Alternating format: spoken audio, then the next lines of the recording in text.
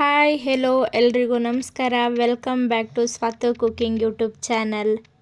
ಇವತ್ತಿನ ರೆಸಿಪಿನಲ್ಲಿ ಹೋಟೆಲ್ ಸ್ಟೈಲ್ನಲ್ಲಿ ಬಟಾಣಿ ಕಾಳು ಹಾಗೆ ಮೆಂತ್ಯ ಸೊಪ್ಪು ಹಾಕಿ ಒಂದು ಈಸಿಯಾಗಿ ಪಲಾವ್ ಮಾಡೋದು ಹೇಗೆ ಅಂತ ನೋಡೋಣ. ಹಾಗಿದ್ರೆ ಬನ್ನಿ, ಮೊದಲಿಗೆ ಏನೇನು ಇಂಗ್ರೀಡಿಯೆಂಟ್ಸ್ ಬೇಕು ಅಂತ ತೋರಿಸ್ತೀನಿ.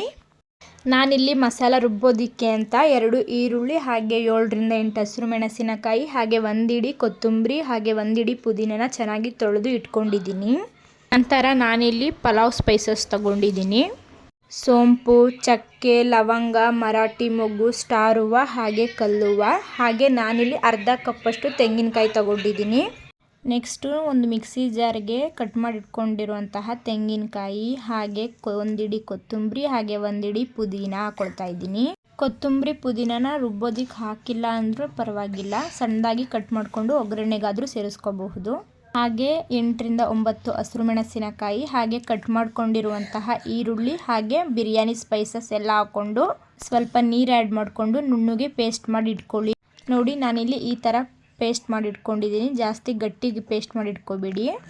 ಹಾಗೆ ಇದಕ್ಕೆ ಮೇನ್ ಇಂಗ್ರೀಡಿಯೆಂಟ್ಸು ಬಟಾಣಿ ಕಾಳು ಹಾಗೆ ಮೆಂತ್ಯ ಸೊಪ್ಪು. ಹಾಗೆ ನಾನಿಲ್ಲಿ 1/4 ಕಪ್ಪಷ್ಟು ಮೊಸರು ಹಾಗೆ 2 ಟೊಮೊಟೊನ ಸಣ್ಣದಾಗಿ ಕಟ್ ಮಾಡಿ ಇಟ್ಕೊಂಡಿದ್ದೀನಿ. ಹಾಗೆ 1 ಈರುಳ್ಳಿ ಹಾಗೆ 2ರಿಂದ 3 ಪಲಾವ್ ಎಲೆ ಹಾಗೆ 1 ಟೇಬಲ್ ಸ್ಪೂನ್ ಅಷ್ಟು ಜಿಂಜರ್ ಗಾರ್ಲಿಕ್ ಪೇಸ್ಟ್ ತಗೊಂಡಿದ್ದೀನಿ.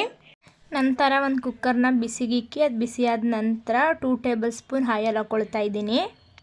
ಎಣ್ಣೆ ಕಾದ ನಂತರ ಬಿರಿಯಾನಿ ಎಲೆ ಹಾಗೂ ಕಟ್ ಮಾಡಿ ಇಟ್ಕೊಂಡಿರುವಂತಹ ಈರುಳ್ಳಿನ ಆ್ಯಡ್ ಮಾಡಿಕೊಂಡು ಚೆನ್ನಾಗಿ ಫ್ರೈ ಮಾಡ್ಕೊಳ್ತಾ ಇದ್ದೀನಿ. ಈರುಳ್ಳಿ ಎಲ್ಲ ಚೆನ್ನಾಗಿ ಫ್ರೈ ಆದಮೇಲೆ 1 ಟೇಬಲ್ ಸ್ಪೂನ್ ಅಷ್ಟು ಜಿಂಜರ್ ಗಾರ್ಲಿಕ್ ಪೇಸ್ಟ್ ಹಾಕ್ಕೊಳ್ತಾ ಇದ್ದೀನಿ. ಹಾಗೆ ಶುಂಠಿ ಬೆಳ್ಳುಳ್ಳಿ ಪೇಸ್ಟ್ನು ಕೂಡ ಚೆನ್ನಾಗಿ ಮಿಕ್ಸ್ ಮಾಡ್ಕೊಳ್ಳಿ.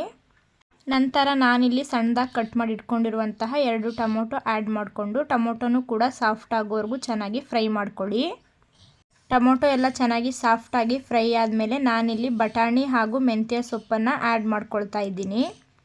ಬಟಾಣಿ ಹಾಗೆ ಮೆಂತ್ಯ ಸೊಪ್ಪು ಹಸಿ ಸ್ಮೆಲ್ಲೆಲ್ಲ ಹೋಗೋವರೆಗೂ ಎಣ್ಣೆಯಲ್ಲಿ ಚೆನ್ನಾಗಿ ಅದನ್ನು ಫ್ರೈ ಮಾಡ್ಕೊಳ್ಳಿ. ಚೆನ್ನಾಗಿ ಫ್ರೈ ಆದ ನಂತರ ನಾನಿಲ್ಲಿ ರುಬ್ಬಿಟ್ಕೊಂಡಿರುವಂತಹ ಮಸಾಲ ಆ್ಯಡ್ ಮಾಡಿಕೊಂಡು ಮಸಾಲ ಹಸಿ ಸ್ಮೆಲ್ಲೆಲ್ಲ ಹೋಗೋವರೆಗೂ ಇದನ್ನು ಚೆನ್ನಾಗಿ ಮಿಕ್ಸ್ ಮಾಡಿಕೊಂಡು ಫ್ರೈ ಮಾಡ್ಕೊಳ್ತಾ ಇದ್ದೀನಿ. ಮಸಾಲ ಹಸಿ ಸ್ಮೆಲ್ಲೆಲ್ಲ ಹೋಗಾದ್ಮೇಲೆ ನಾನಿಲ್ಲಿ ತೆಗೆದಿಟ್ಕೊಂಡಿರುವಂತಹ 1/4 ಕಪ್ಪಷ್ಟು ಮೊಸರನ್ನ ಆ್ಯಡ್ ಮಾಡಿಕೊಂಡು ಇದನ್ನು ಚೆನ್ನಾಗಿ ಮಿಕ್ಸ್ ಮಾಡ್ಕೊಳ್ತಾ ಇದ್ದೀನಿ. ಮೊಸರೆಲ್ಲ ಹಾಕ್ಕೊಂಡು ಚೆನ್ನಾಗಿ ಫ್ರೈ ಮಾಡ್ಕೊಂಡಾದ್ಮೇಲೆ ನಾನಿಲ್ಲಿ 1 ಕಪ್ ಅಕ್ಕಿ ತೊಗೊಂಡಿರೋದ್ರಿಂದ 2 ಕಪ್ಪಷ್ಟು ನೀರು ಆ್ಯಡ್ ಮಾಡ್ಕೊಳ್ತಾ ಇದ್ದೀನಿ.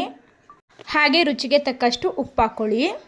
ನಾನಿಲ್ಲಿ 1 ಕಪ್ ಅಕ್ಕಿನ ಮೊದಲೇ ತೊಳೆದು ಒಂದು 10 ನಿಮಿಷ ನೆನೆಯೋಕ್ಕೆ ಅಂತ ಇಕ್ಕಿದೆ. ಸೊ ಅದನ್ನು ಆ್ಯಡ್ ಮಾಡಿಕೊಂಡು ಮಿಕ್ಸ್ ಮಾಡ್ಕೊಳ್ತಾ ಇದ್ದೀನಿ ಚೆನ್ನಾಗಿ ಮಸಾಲೆ ಎಲ್ಲ ಹಿಡಿಯೋಕ್ಕೆ.